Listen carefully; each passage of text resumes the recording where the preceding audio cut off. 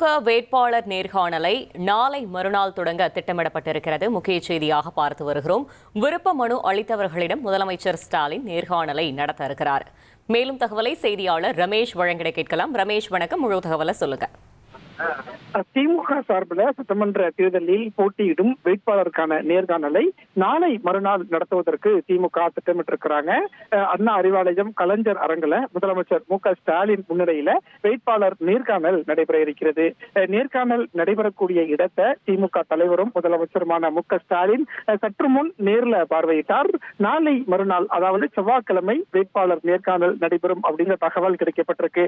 சமீபத்தில் திமுக சார்பில் போட்டியிட விரும்பக்கூடியவர்களிடம் விருப்ப மனு விநியோகம் வாங்கப்பட்டிருந்தது. 15,300 பேர் போட்டியிட விருப்பம் தெரிவித்து விருப்ப மனுவை கொடுத்திருந்தாங்க. இந்த நிலையில தேர்தல் ஆணையம் இன்றைக்கு தேர்தல் தேதியை அறிவிக்கக்கூடிய நிலையில அடுத்த கட்டமா வேட்பாளர்களை தேர்வு செய்யக்கூடிய பணியிலையும் திமுக தீவிரம் காட்டிட்டு இருக்கிறாங்க.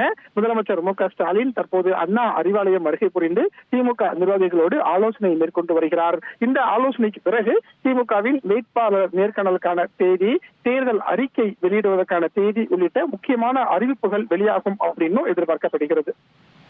தகவல்களுக்கு நன்றி ரமேஷ். 1,27,00,000 மனங்களை வென்ற தந்தி டிவி யூடியூப் சேனல். தவிர்க்க முடியாத தம்ப்நெயில்ஸ், கலக்கலான கான்டென்ட்ஸ். நீங்களும் இந்த குடும்பத்தில் இணைய இப்பவே சப்ஸ்கிரைப் பண்ணுங்க. அசுரபலம் கொண்ட எங்கள் டிஜிட்டல் கரங்களில் உங்கள் விளம்பரங்களை சேர்க்க வாட்ஸ்அப் பண்ணுங்க.